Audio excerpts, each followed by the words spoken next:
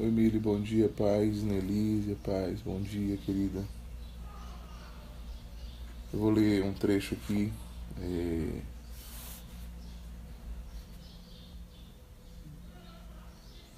Hi, Elizabeth. How you doing?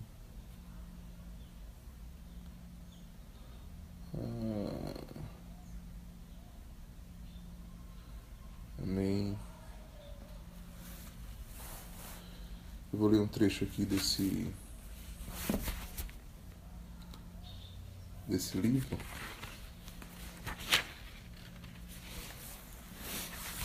Esse aqui, ó. O livro de Deus. Ô, Josué. Paz, amigo, bom dia. Saudade também. Bom dia, Vive. Augusto, bom dia, querido. Delícia, eu falei. Bom dia, gente. É uma Bíblia só que romanceada. Vamos ouvir um trechinho que Deus possa falar com você. Ontem a gente leu um trecho do Evangelho de Lucas, falando da sexta-feira da morte, onde Jesus disse: esse é o dia da morte e das trevas. Jesus tinha consciência que muitas vezes tem um momento que parece que as trevas estão soltas, né? Elas têm a liberdade de fazer o que elas querem, mas é só por um tempo, porque vem o sábado, vem o domingo de ressurreição, que a gente falou ontem, para cada sexta de morte há um domingo de ressurreição. Assim também na nossa vida, quando a gente confia no Senhor. Cíntia, Rodrigão, bom dia, gente, Deus abençoe. Eu vou ler aqui. O centurião, o mesmo que supervisionou a execução de 3 homens próximo a Jerusalém, na sexta-feira da semana da Páscoa, apresenta-se logo depois. Seus 20 anos de serviço chegam ao final. Ele podia ter continuado nas legiões, claro, buscando promoções. Mas seu espírito já não suportava mais o compromisso com a vida militar, nem com Roma, na verdade. Sentia-se de fato livre de todas as emaranhadas demandas com que vivera a sua vida. Seu nome era Longino. Contava frequentemente essa história de como um homem da cruz central morrera rapidamente, quase como um ato de vontade, uma escolha que pudesse fazer. Jesus de Nazaré, o rei dos judeus, houve depois de uma tempestade primaveril, a mais terrível que Longino já tinha presenciado.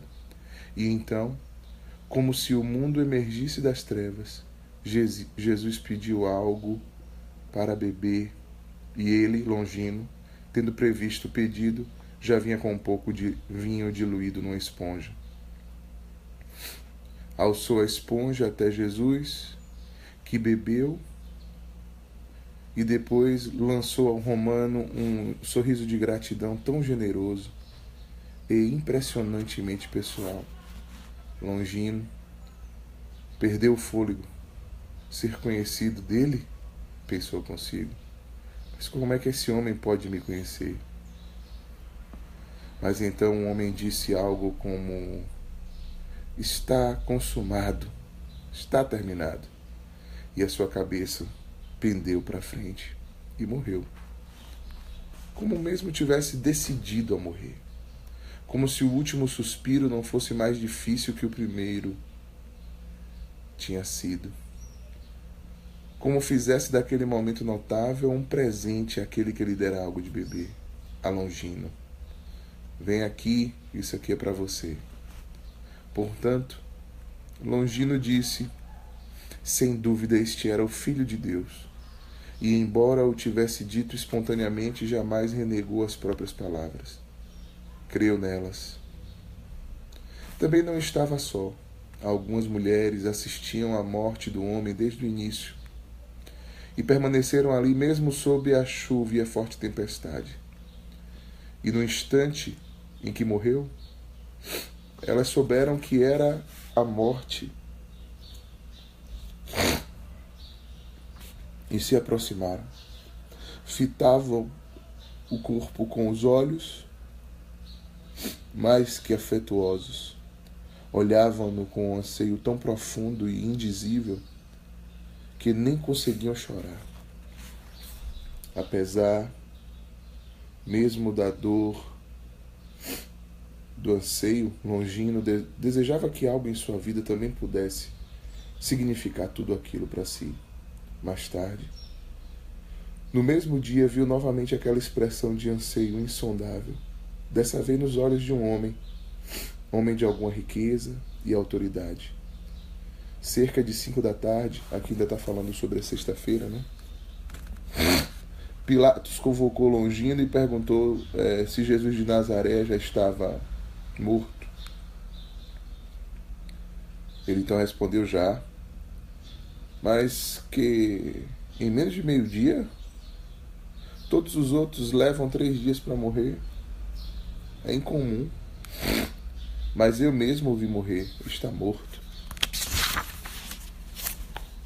Suponho que você buscou as provas da morte dele, não é? Bem, não teria feito.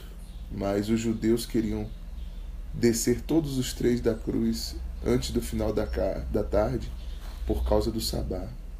Sei, falou Pilatos. Há um sujeito aqui que quer o corpo de Jesus Nazareno. Membro do sinédrio deles, o nome dele é José. Ele quer enterrá-lo no seu sepulcro. Então você tem certeza de que ele está morto. Meu senhor, tivemos que quebrar as pernas dos criminosos para apressar a morte deles. Mas Jesus já estava morto. Um soldado provou perfurando o lado com uma lança, e o sangue que escorreu veio misturado com água. Pôncio Pilatos, a mão gorducha, fez um gesto despedindo o centurião. Nunca vou entender esse povo, nunca.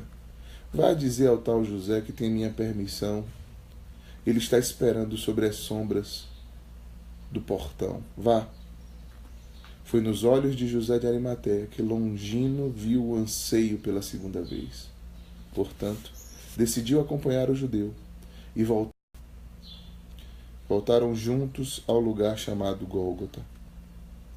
José, homem bem arrumado e ricamente vestido, ajoelhou-se no chão e desenrolou um tecido de linho. Era uma fazenda cara, finamente tecida, branquinha. E depois apoiou uma escada na parte de trás da cruz de Jesus, pegou uma corda e um pé de cabra, subiu pela escada e postou-se atrás do corpo que ainda pendia dos próprios braços. Afastado do poste, José enlaçou a corda em torno do peito do morto e depois, puxando as extremidades por baixo das axilas e sobre a trave, jogou as 2 pontas ao centurião. Com arrancos súbitos e violentos do pé de cabra, José tirou o cravo do pulso esquerdo de Jesus e o corpo oscilou para frente, pendurado só pelo braço direito. Longino puxou mais forte a corda, erguendo um pouco o corpo de Jesus. José passou então ao cravo da direita. O prego rangeu na madeira e Jesus caiu bruscamente à frente, preso somente pelo laço. Longino sentiu o peso nas 2 pontas da corda. Segure firme, Senhor, murmurou José de Arimateia. Segure o corpo aí. Desceu da escada correndo e colocou-se debaixo do cadáver inerte, sob o rosto e a chuva negra dos cabelos do morto. Apoiou o pé de cabra no cravo que furava os tornozelos de Jesus, e Longino viu que o homem chorava enquanto arrancava o cravo. Ao abrir os braços para recolher o corpo, lançou olhar ao centurião e sussurrou: agora. Longino soltou a corda e Jesus veio abaixo nos braços de José.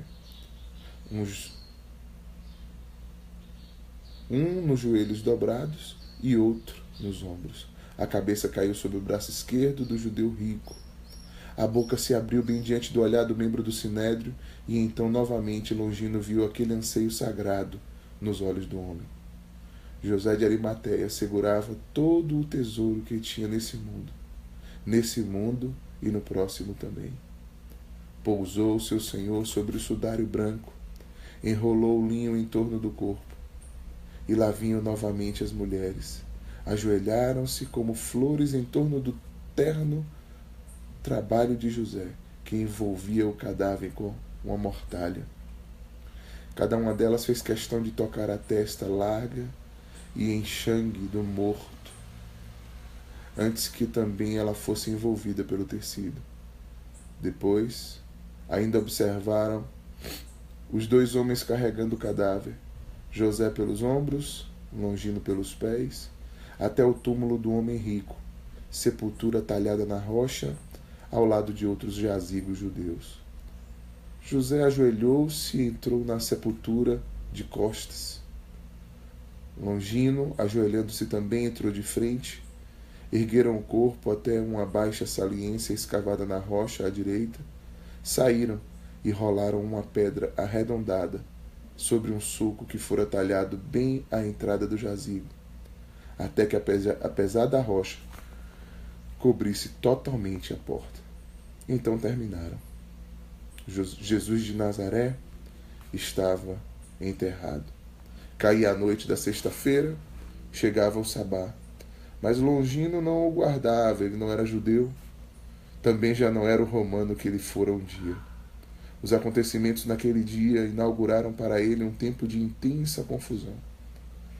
Nos dias seguintes ele fez duas coisas. Deixou de vez o exército, sem buscar recompensa alguma na saída, nem uma boa casa no campo onde pudesse aproveitar a aposentadoria, nem homenagens derradeiras. No que tocava aos superiores hierárquicos, Longino desaparecera da face da terra. E então vasculhava Jerusalém, buscando uma criancinha cujas mãos haviam sido desfiguradas por queimaduras 6 meses antes. A menina quase morreu por conta de um golpe que recebeu na cabeça. A menininha não tinha paz, sua avó já era idosa e viúva, tinha um tio, mas Longino não tinha como saber se ele se sentia na obrigação de cuidar dela. Portanto, o romano resolveu que se a menina estivesse abandonada, ele mesmo cuidaria dela, como fora da sua própria filha, pois era ele o homem responsável pelas tribulações e ferimentos sofridos pela criança. Se por outro lado seu tio a amasse e estivesse afinal cuidando dela, então Longino ofereceria a sua ajuda, como irmãos de Barrabás, segundo tio dessa sobrinha. E se nem isso fosse possível, então se ofereceria como servo de ambos. Eu estou lendo um trecho de um livro que eu tenho. Esse livro aqui, só para quem chegou depois, um abraço aí pro pessoal que está aí. É o livro de Deus, é uma Bíblia, ela tem alguns trechos da Bíblia, agora ele foi escrito de forma de romance. É óbvio que tem muita coisa aqui acrescentada, né? Mas é só para a gente ganhar um aspecto mais, mergulhar um pouco mais nas realidades ali. Vamos lá. Vou mais um trecho. Um beijão aí para quem chegou depois. Eu tô vendo que já passaram por aí, depois que o Cíntia, Dona Marinês, Deus abençoe, André Luiz, Jéssica, Paulo Souza, Marcos Santana, Velho Chútios, Deus abençoe, brother. Minha querida Luísa, manda um abraço para meu querido Smith, Carlos Monteiro, Vitória Regina, Hipólito também, Dona Sônia, enfim, gente, glória a Deus. Mateus também que está aí, Mateus Reis, Deus abençoe vocês, gente. Eu vou seguir. Vamos falar sobre o sábado. que é hoje, né?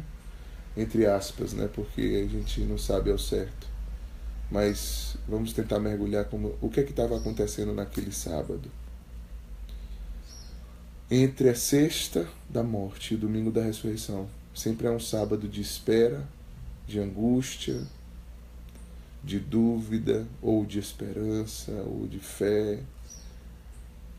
Enfim, como é que se manifesta os nossos sábados?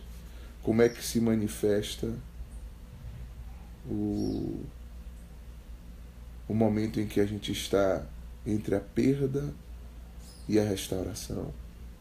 Como é que a gente se entende, se comporta no período onde aparentemente a gente perdeu tudo?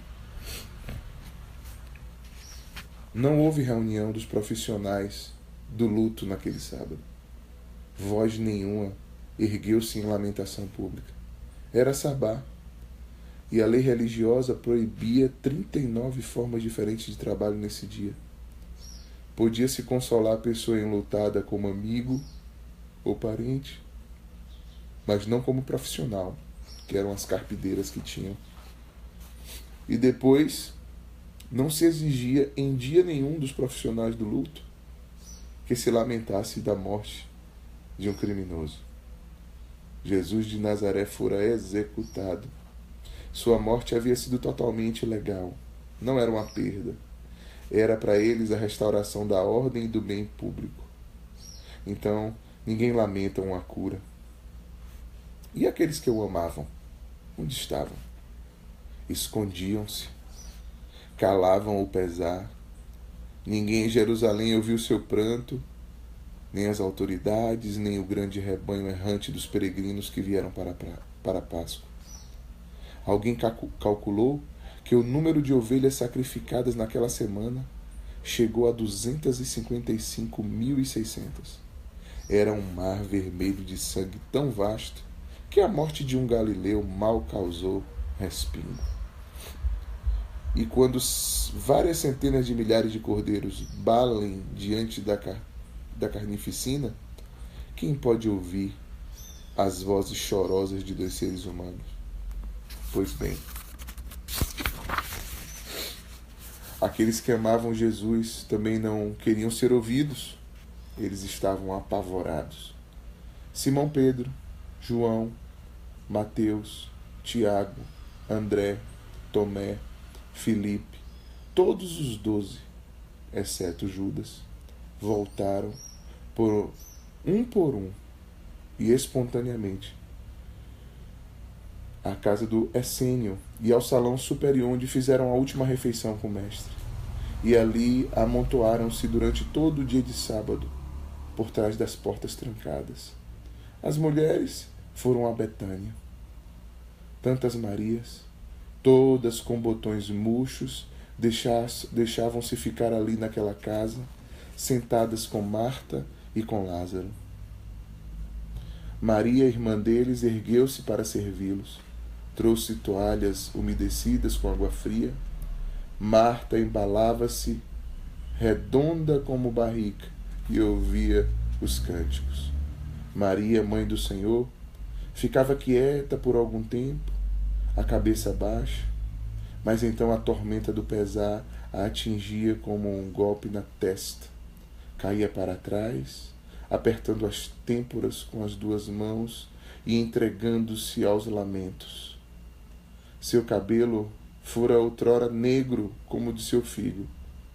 Agora, mesmo no bico de viúva, estava rajado de prata, e a espada transpassara-lhe a alma. Joana e Susana, que ladeavam a mãe enlutada, abanavam-na enquanto ela chorava, maneavam a cabeça e murmuravam palavras de consolo, jogando-lhe ar fresco no rosto num reforço incansável, até que os soluços cedessem. Então também elas se viravam e ouviam os cânticos. Maria Salomé, mulher de Zebedeu, mãe de João e Tiago, também estava na casa, embora preferisse sentar-se um tanto afastada, atrás do grande braseiro de argila de Marta. Estava nos sepulcros quando enterraram Jesus. Ali também se havia escondido nas sombras. Maria Salomé ouvira as palavras de Jesus que dissera na cruz. Todas elas, inclusive a terrível frase que unia a mãe dele ao filho dela, Salomé. E porque ele falava ali pregado ao instrumento que lhe dava a morte, o novo relacionamento pareceu solene. Confundiu-a quanto a si mesma.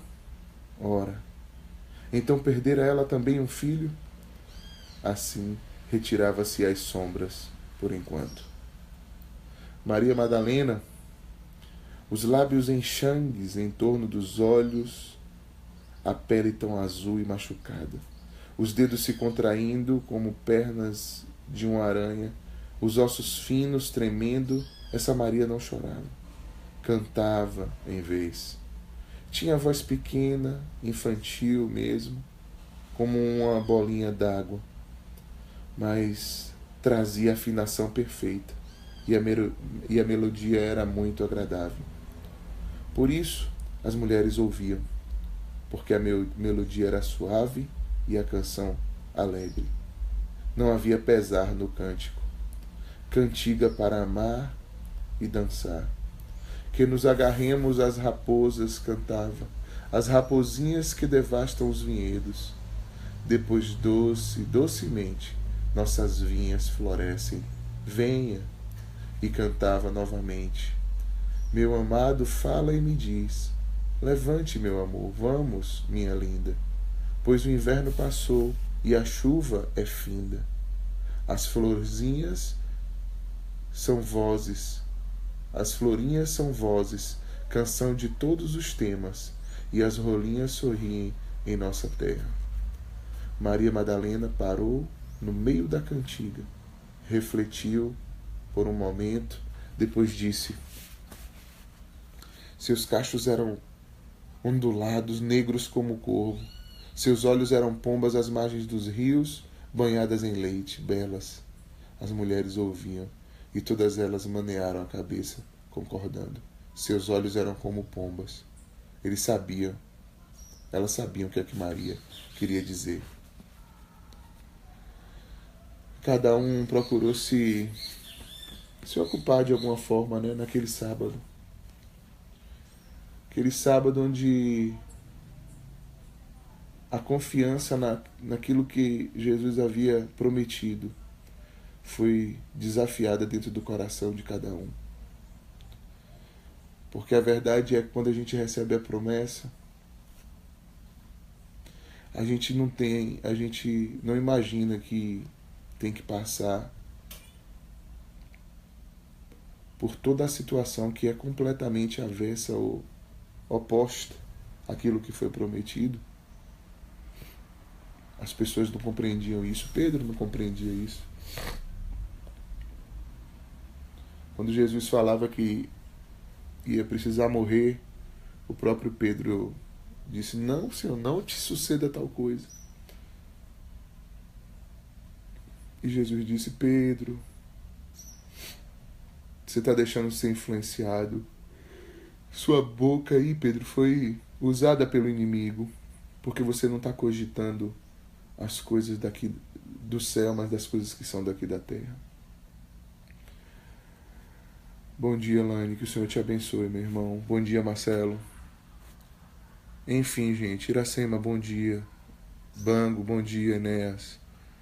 Samara, Deus abençoe. Thaís, Deus abençoe. Pessoal que chegou depois aí. A reflexão que eu quero deixar para nós. Qual é teu comportamento no sábado? O que você pensa sobre sua vida no sábado? O que nós fazemos no sábado? O próprio Jesus, ele falou que vai voltar. E entre a ressurreição dele, a ascensão aos céus e a nova vinda dele, a segunda vinda, existe um sábado aí. O que estamos fazendo nesse sábado? Como estamos vivendo? Estamos vivendo na expectativa contínua da sua volta? Estamos nos santificando, estamos procurando andar como Ele andou, estamos procurando realizar a sua obra, ou estamos apenas vivendo para nós mesmos, perdendo as nossas esperanças? Que confiemos no Senhor,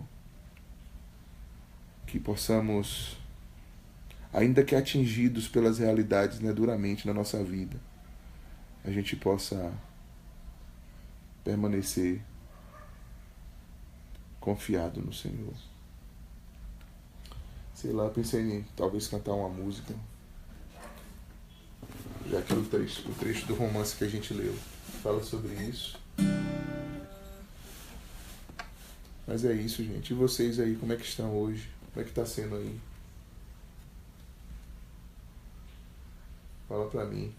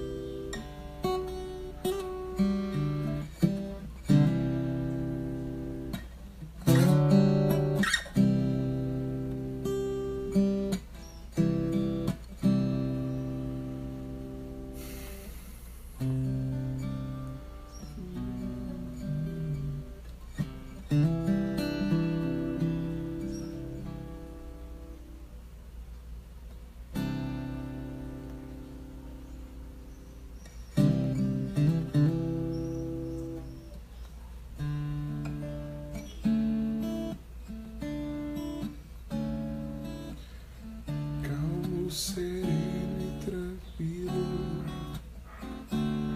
sinto descanso nesse viver. Isso devo ao amigo, só por ele eu pude obter. Jesus, meu amigo, meu Senhor, o Salvador, eu só nele encontrei a vida eterna com Deus. Triste foi sua história,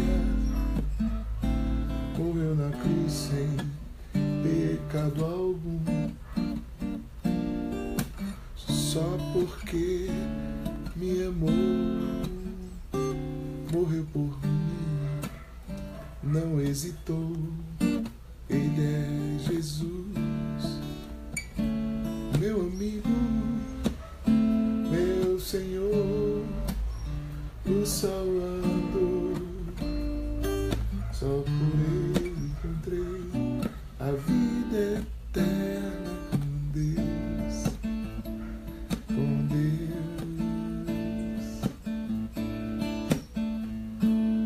com Deus.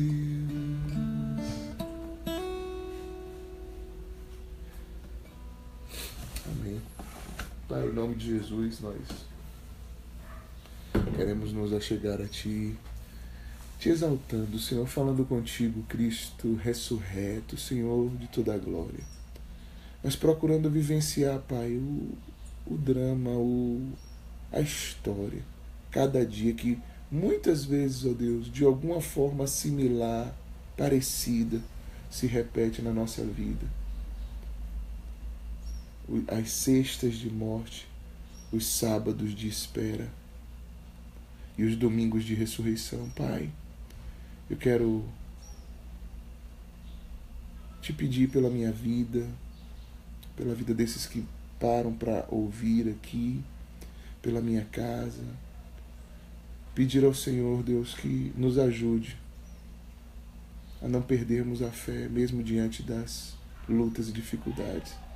Que os nossos olhos, os nossos corações estejam em Ti, Senhor, e que estejamos confiados em Ti, sabendo que a Tua promessa é fiel e verdadeira, e que a ressurreição prevalece sobre a morte. Que aquele que crê em Ti, ainda que esteja morto, viverá. Que essa possa ser a nossa perspectiva, o nosso objetivo, o nosso alvo. Que esse seja a nossa esperança, Senhor, e a nossa vida.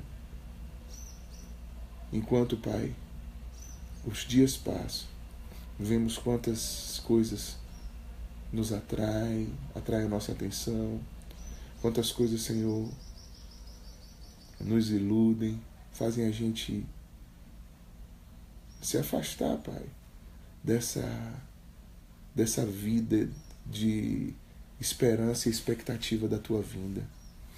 Mas a verdade é que em breve o Senhor voltará e nós queremos estar contigo. Não queremos ser encontrados, ó Deus, desprezando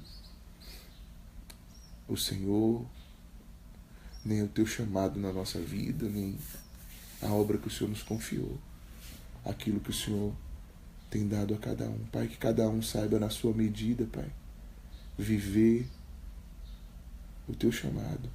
Cada um saiba na sua medida e na sua esfera, no seu mundo, no seu universo, na sua geografia, na sua realidade, viver o Teu propósito de compartilhar o Teu amor, de trazer novas pessoas a Ti, de apresentar o Teu amor à vida de outras pessoas que estão ainda carecendo dessa mesma fé no Cristo ressurreto, que em breve voltará.